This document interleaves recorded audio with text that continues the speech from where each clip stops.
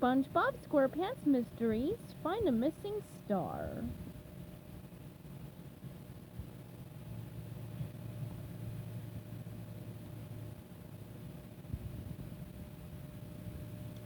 Chapter 31.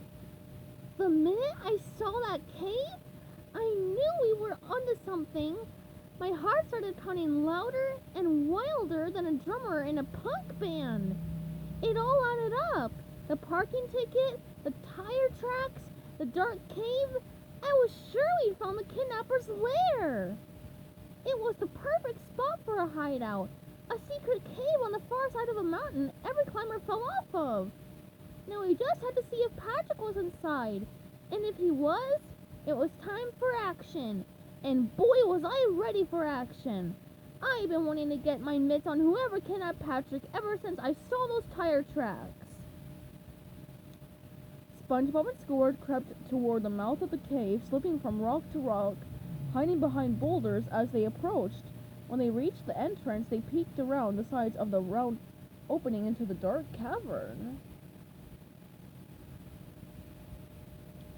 It was empty. "See, SpongeBob," Squidward said. "Nothing. Just another false lead. Now let's get back to my place and start loading up masterpieces." He turned and started cautiously walking back the way they'd come, but SpongeBob wasn't ready to quit yet. He studied the ground near the mouth of the cave. "Look, Squidward," he whispered. "The Boatmobile tracks lead farther into the cave. It must go deeper into the mountain. We've got to keep going. Come on!"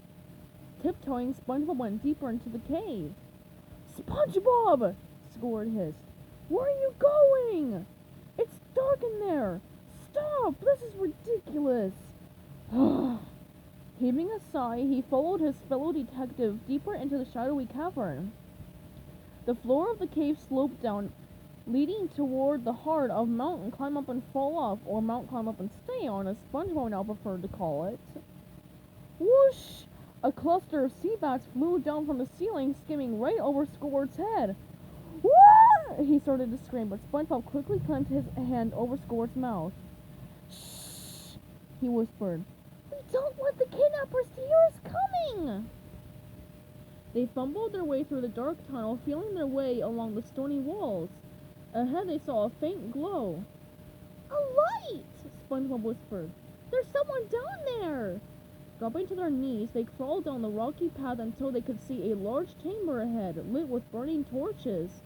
Then they heard voices and ducked behind two thick stalagmites. "How much longer we gotta stay down here anyway?" a high squeaky voice said.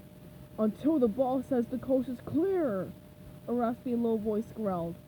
"Well, I hope it's soon," a third male voice said. "I'm getting pretty sick of hanging around in this cave, keeping an eye on this guy."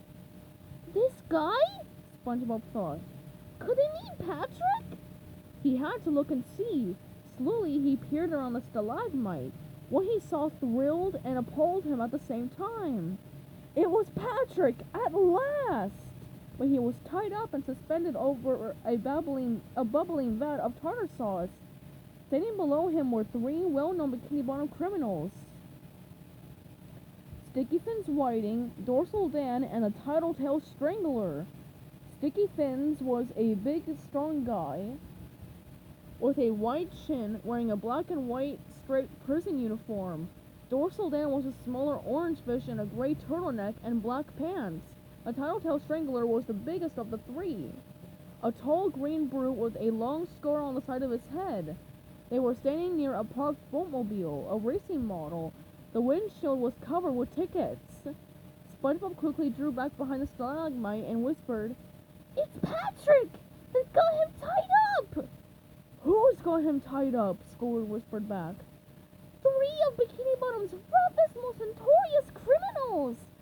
Sticky Fins Whiting, Dorsal Dan, and the Tattletale Strangler!" Squidward gulped.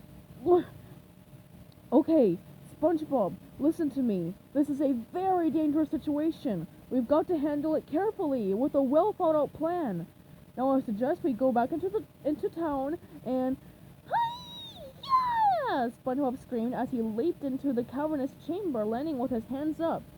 Who's ready for a little karate? SpongeBob! Patrick called out happily. Why are you dressed like a weirdo? Get him! The Tattletale Strangler shouted. The three criminals ran straight at SpongeBob. Rolling and spinning, he flew toward them, kicking and chopping with all his might. SpongeBob, wait! Squidward yelled. Figuring he had no choice, he ran after his partner, ready to join him in somehow taking on the crooks as best he could without getting hurt. SpongeBob yelled his karate yells as he spun like a yellow tornado, throwing out his feet and hands with every yell. The three convicts stared at him, not sure what to do. They never seen anyone fight like this before. Squidward leaped in using the moves he'd learned in modern dance class. Surrender, evildoers! He cried. You are no match for the power of the arts, and kick, and leap, and pirouette. Dorsal Dan turned to the Tattletale Strangler. What should we do with these little freaks? Tie him up, the Strangler said. With very little trouble, Sticky Fins Whiting and Dorsal Dan grabbed SpongeBob and Squidward and bound them with ropes, pulling the knots tight. Before it really began, the fight was over. This time their opponents weren't brainless robots from the chum bucket. They were rough, hardened criminals. The thugs suspended the two detectives over the bubbling vat of tartar sauce next to their friend. Then they went to another part of the cave to discuss their next move, leaving the three captives alone for a minute. SpongeBob turned to Patrick. What happened, Patrick? How did you end up here? Let's see, Patrick said, thinking. I was going to meet you in front of the Krusty Krab, but first I had to go back to the garbage container and throw away something. What were you throwing away? SpongeBob asked. Patrick's eyes darted around, looking cagey. It's a secret. I think I can guess, Squidward said. You were getting rid of your pirate stuff. Looking shocked, Patrick said, How did you know that? I mean, what pirate stuff? I don't have any pirate stuff because I have no interest in doing pirate things. It's okay, Patrick, SpongeBob reassured him. We know all about it. How you'd always wanted to try being a pirate, how you went to Caution Supplies and loaded up on pirate gear, and how you went to the Eye Patch and Pig Lake as Pinky the Pirate. Why didn't you tell me you wanted to be a pirate? Patrick shrugged as best as he could while he was tied up and hanging over a vat of tartar sauce. I didn't think you'd approve. Pirates are, not always nice. Everybody hates pirates. Some of them are crooks who get tangled up in mishaps. It's a widely misunderstood culture. And you're such a law and order guy. I was too ashamed to tell you. Also, I forgot. Oh, Patrick! SpongeBob cried. You never have to be ashamed to tell me anything. We're best friends forever. So what happened behind the Krusty Krab? Squidward asked impatiently.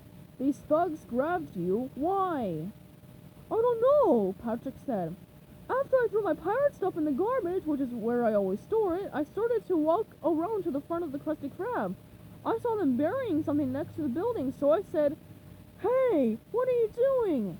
But it sounded more like, Jay, what are you doing? Because I was eating cookies from your grandma's house. SpongeBob snapped his fingers. I knew it! Patrick continued. They jumped up, grabbed me, threw me in their boatmobile, and drove here. I've been in this cave ever since. That's enough chit-chat, the Tattletale Strangler barked as the three criminals came back into the chamber. What are you going to do to us? Squidward asked. The Strangler shrugged. That's up to the big boss. They heard someone entering from one of the cave's smaller side chambers. Dorsal Dan grinned, showing his big front teeth. Here comes the big boss now!